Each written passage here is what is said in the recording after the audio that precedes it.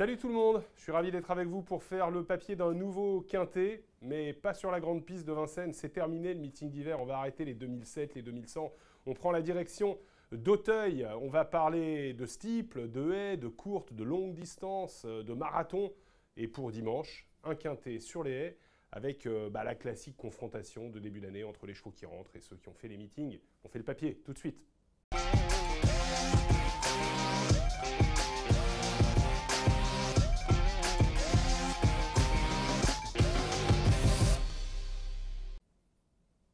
C'est le prix Souviens-toi, donc un handicap en référence plus 10, c'est-à-dire que ce n'est pas un handicap d'un niveau exceptionnel que l'on va déchiffrer dans ce quintet en ce dimanche, deuxième quintet d'Auteuil, mais premier dimanche d'Auteuil. D'ailleurs, tiens, le match, les rentrants contre ceux qui ont fait le meeting. Durant la réunion de réouverture lundi dernier, match nul, balle au centre, 8 courses, 4 chevaux qui rentraient, 4 chevaux qui avaient couru pendant l'hiver. Et c'était à peu près le même pourcentage également dans le quintet où on a eu un panachage de chevaux qui rentraient et de chevaux qui avaient couru soit à Pau, soit à Cagnes, soit les deux. C'est une course qui va se disputer sur 3600 mètres, parcours standard sur les haies d'Auteuil. On peut penser que le terrain devrait être à peu près ce qu'il était lundi dernier, c'est-à-dire entre très souple et collant. Il n'a pas plu depuis lundi, mais l'arrosage a été sûrement assez conséquent. Et c'est une course dans laquelle, a priori, Colina Haas semble être le concurrent, la concurrente de classe. Elle est entraînée par François Nicole. On a vu que les Nicole, comme bien souvent, étaient prêts dès la réouverture lundi dernier. Angelo Zuliani a gagné lui aussi lors de la réunion d'ouverture lundi dernier. Et Colina Haas n'a donc pas couru depuis le 28 novembre et sa deuxième place dans le prix André Michel, une course de groupe. On va voir après qu'elle était passée par la route des handicaps. Ce jour-là, en fin de saison, donc sur une piste assez pénible, elle avait réussi à tracer un parcours très propre. Elle avait même fait illusion à l'entrée de la ligne droite dans une course qui allait être enlevée par Raffle Sense. Et elle avait très bien sauté la dernière pour finalement échouer à 3-4 longueurs de Raffle Sense, prenant la deuxième place après lutte. Rappelons quand même qu'on était là dans une course de groupe et que cette course faisait suite quasiment à une très bonne course dans un quintet à Auteuil, un gros handicap, le prix Calabrais, dans laquelle Colina Haas aurait peut-être pu gagner, ce qui fait qu'elle n'aurait peut-être pas couru. Elle était bien partie ce jour-là. Comme c'est une jument qui était ce jour-là assez brillante, elle a été devant. Elle l'était déjà bien suffisamment lorsqu'un concurrent en liberté, après une chute en début de parcours, est venu la pousser pendant toute la course. Ce qui fait que la distance avec le peloton n'a jamais cessé d'augmenter. Et malgré tout, malgré cet écart qui se creusait avec ses poursuivants, un peu poussé par le cheval en liberté qui l'aiguillonnait dans le parcours, Colina Haas a failli aller au bout. Si on était en live betting à cet instant, aux réceptions de l'ADER, elle valait encore en dessous d'égalité. Et puis finalement, il manque un peu d'oxygène pour finir. Et Colina Haas était battue sur le poteau par Valentine, qui est une bonne valeur dans ce genre de course. Colina Haas, clairement, aurait gagné vraisemblablement sans cet incident. Et Colina Haas doit normalement pouvoir s'imposer pour son retour en piste. Le numéro 2, Pinacle, présente un vrai cas d'école, puisque Pinacle n'a pas couru depuis le printemps de l'année dernière. Qui plus est, Pinacle a essentiellement couru en steeple l'an passé, deux courses de steeple, donc une troisième place à Bordeaux. Mais vous voyez que l'essentiel ici, c'est que c'est une très grande rentrée, presque un an d'absence pour Pinacle, dont il faut quand même se souvenir qu'en 2020, alors âgé donc de 3 ans, il avait été quatrième très correct du prix Fifrelet, qui est une course de handicap référence pour cette génération des 3 ans. Alors forcément, on va écouter ce que nous dit son entraîneur Joël Boinard, et surtout on va le lire nous, on l'écoutera dimanche. Pinacle s'est fracturé l'ox pisiforme, on ne va pas trop rentrer dans le détail, fracture, donc voilà pourquoi il n'a pas été revu depuis le mois d'avril. Tout est rentré dans l'ordre, il est de retour au travail depuis 3 mois, il n'est pas à 100%, mais il a le droit de bien courir dans cette course. Il s'est calmé, à l'avenir, nous retournerons certainement en steeple. On a vu qu'il avait couru en steeple l'année dernière. Pas facile de savoir ce qu'on va faire de Pinacle, je trouve quand même qu'une rentrée après presque un an d'absence, c'est compliqué. Pinacle qui n'a pas d'expérience dans les quintets, mais on a vu de l'expérience dans les handicaps à 3 ans. Golden Witch, par contre, est une des juments de la course avec le numéro 1, Colina Haas, qui a de l'expérience dans les quintets. Vous voyez, Golden Witch en a couru 3, on a gagné 1, et s'est placé à 2 reprises. Golden Witch qui reste donc sur son succès dans le prix Marc-Anthony en fin d'année, la course de référence du lot en ce qui concerne les handicaps, puisque vous avez ici Golden Witch, Vous avez ici Henri le Farceur et vous avez Dinosaur qui est ici et qui va un tout petit peu plafonner pour finir. Golden Witch, Henri le Farceur qui va très bien terminer malgré sa petite faute, vous l'avez vu à la dernière, et Dinosaur qui va réussir à prendre quand même une place, mais trouvant les derniers mètres un tout petit peu longs. Vous voyez, Dinosaur pour finir, c'est un petit peu moins bien. On peut penser que, on reviendra sur son cas après, 3006 c'est davantage sa vraie distance. Par contre, le 3009 n'a posé aucun problème à Golden Witch. On rappelle qu'on est sur 3006, mais Golden Witch sur 3600 mètres avait déjà très bien couru dans un gros handicap au mois de septembre, étant battu seulement à peu près de 2 longueurs plus une tête, par Colbert Duberlet, qui a quand même terminé deuxième du prix Renaud Duvivier, qui est le groupe 1 de fin de saison. C'était peut-être pas la plus grosse édition du Renaud Duvivier de ces dernières années, mais quand même une deuxième place de groupe 1 pour Colbert Duberlet. Donc c'est une bonne ligne pour le numéro 3 Golden Witch, qui a donc répété par la suite. On l'a vu, Henri le Farceur était de la partie. Henri le Farceur qui d'ailleurs était monté à l'occasion par James Révélé. Ça sera donc de nouveau le cas pour cette rentrée. Très bonne course d'Henri le Farceur, 3900 mètres. Il aurait peut-être été avantagé par une distance un peu plus longue, Henri le Farceur, qui avait auparavant pris une bonne 4e place dans le prix Santo Pietro. On est obligé de faire confiance à Henri le Farceur. Dinosaur va être le premier partant de Marcel Roland pour cette saison 2022 à Auteuil. Dinosaur qui a donc montré l'année dernière que 3009, c'était peut-être un peu le bout du monde. Par contre, sur 3006, le 30 septembre, il avait réussi à gagner dans le handicap divisé la 2e épreuve. Et du coup, avec la pénalisation, il était monté dans les premières épreuves.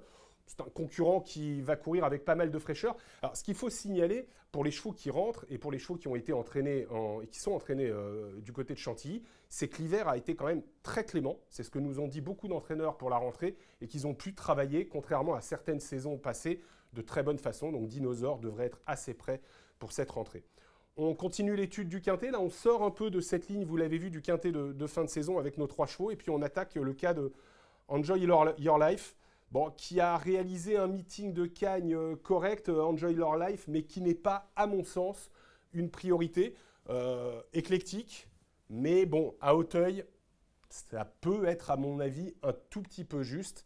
On voit que Enjoy Your Life avait été 9e et très nettement battu, on va en reparler, par un concurrent qui s'appelle Hirson et qui détient, selon toute vraisemblance, une première chance dans le quintet. Hirson, justement. Hirson qui reste entraîné par Arnaud Chaillet-Chaillet. Alors, attends. Arnaud Chaillet-Chaillet, premier quintet de l'année à Auteuil. King Elvis. Alors bon, on dirait, il a gagné le premier, il n'est pas obligé de gagner le deuxième, mais en l'occurrence, il était très près déjà, King Elvis, et il a réussi à s'imposer. C'est quand même un élément intéressant à prendre en compte. Une course à Pau, la seule, pour Hirson, seulement 8e dans un quintet dans lequel Alex Dupin, qui lui est vraiment un cheval qui se plaît pas mal à Pau, était 3e. Mais Hirson était plein gaz dans le dernier tournant et il n'avait jamais vraiment pu se relancer. Peut-être le tracé de Pau ne lui a pas convenu ce jour-là. Par contre, en fin d'année, Hirson avait vraiment eu, je trouve, un bon comportement à Auteuil. C'est un concurrent qui s'est placé 2 fois à l'arrivée à Auteuil. Et j'ai l'impression, en voyant ses courses, que c'est un concurrent qui a été très ménagé. Dans la façon de le monter, il a souvent été ménagé, en l'occurrence, la part Pierre Dubourg. Vous voyez, cette petite faute à la réception. Malgré tout, il se relance bien sur le plat. J'ai l'impression que c'est un concurrent qui n'a peut-être pas encore tout montré, avec lequel Arnaud Chaillet-Chaillet a pris son temps. Alors, on va regarder ce que nous dit Arnaud Chaillet-Chaillet. Le profil de Pau n'a pas trop plu à Hirson. Ça, on s'en serait douté vu qu'il a complètement plafonné après avoir fait illusion dans le dernier tournant. Il sera mieux à Auteuil. Mon cheval est prêt. Et je l'ai gardé pour cette épreuve. Bon, alors ça, moi, ça me chauffe beaucoup. Il est pris à une valeur qui lui laisse toutes ses chances. J'ignore s'il va gagner. Nous aussi, évidemment. Mais il va bien se comporter. Bon, moi, je suis très, très optimiste après avoir lu cette impression recueillie par nos reporters. Et je vous rappelle que vous pouvez revoir et relire toutes les impressions des entraîneurs du quintet et des entourages du quintet sur le site equidia.fr. Alex Dupin, le numéro 4, donc on l'a vu, a devancé très nettement Hirson. Néanmoins, Alex Dupin est un concurrent qui, à Auteuil, n'a pas couru jusqu'à présent de façon très concluante. Je ne sais pas trop si Alex Dupin est un concurrent à retenir. Bon, comme il est très en forme, il a été 2 fois 3e cet hiver dans des handicaps, on va peut-être lui faire une place si on prend des bases, mais s'il faut resserrer, moi personnellement, je pense que c'est un concurrent que je ne vais pas retenir. Prince Cali, bon, c'est David Cotin, c'est Kevin Nabé, mais ça vient des réclamés. Une 2e place dans un réclamé sur 3008 à Pau, c'est, j'ai l'impression, à peu près le niveau. On ne sait jamais, hein, il peut profiter de sa forme qui est très avancée, mais avant le coup, moi, ça me paraît compliqué. Jolie Héritière a terminé 3e de UPK de T sur sa course paloise, qui était une course à conditions d'assez bon niveau, sur une distance assez longue, 4000 mètres. Je ne suis pas sûr que ça soit une priorité UPK de T, d'autant que, bon, bah, vous voyez que toutes ces courses, je m'évitais de vous le dire, ont été effectuées en steeple. En haie, UPK de T a réussi à faire des performances assez correctes, notamment cette 4e place, mais ça remonte, hein, c'était le 5 décembre 2020. Donc ça, c'est une performance en haie. Vous l'avez vu très nettement battue ce jour-là par celle qui sera vraisemblablement la favorite, Colina Haas. On continue de dérouler le fil de ce quintet, et là, on s'occupe de UPK de T, qui est peut-être un outsider amusant. UPK de T qui, comme le concurrent dont on vient de parler, et comme pas mal de chevaux de ce quintet d'ailleurs, est un concurrent éclectique. Vous voyez qu'il y a des perfs en steeple, il y a des perfs en haie, il y a cette 2e place donc en steeplechase, et puis il y a cette course tombée en haie. Tombée alors que UPK de T était parfaitement en course pour être 1 ou 2 dans une épreuve qui s'est révélée être ensuite une bonne ligne. Alors moi, je pense qu'il faut racheter UPK de T. Le problème, c'est que UPK de T à Auteuil, on est complètement dans le flou. Ce qu'on peut noter, c'est qu'UPK de T, en début de meeting, avait donc réussi à gagner devant Ivar, devant Wood City. C'est sa performance en haie de l'hiver. C'est une très belle possibilité, mais la ligne suivante était très bonne malgré cette chute. On enchaîne. Ah non, on va regarder d'abord ce que nous dit Erwan Graal. Intéressant. UPK de T a effectué un excellent meeting palois. Ses lignes sont très bonnes. Que ce soit la ligne en haie, les lignes en steeple ou même celle où il est tombé, c'est bien. Il est resté en parfaite condition à l'entraînement. Je le trouve bien placé au poids. C'est vrai que la valeur est relativement correcte pour son premier handicap et le profil d'Auteuil devrait lui convenir. Vous savez que dans le bas du tableau, là, je ne vais pas vous le dire à chaque fois, quand vous allez faire le papier vous-même, vous allez vous en rendre compte, mais on a beaucoup de chevaux qui découvrent Auteuil. On a vu que dans le haut du tableau, il y avait des chevaux qui avaient très bien fait Auteuil, notamment ceux qui vont être dans les favoris, d'autres dont l'aptitude à Auteuil était un peu plus sujette à caution. Dans le bas du tableau, il y a énormément de chevaux qui découvrent Auteuil. Il aura le temps de revenir sur les autres, sur ce tracé. Il a sa chance. Bon, on va le retenir. Il peut être un outsider, enfin, je ne sais pas quelle cote il y aura, mais ça peut être un outsider amusant. UPK de T qui sera monté par Thomas Borin, qui était le partenaire de Art So Big, désormais associé pour cette course à Christopher Grosbois, qui va débuter à Auteuil. Néo-jockey d'obstacle, hein, Christopher Grosbois.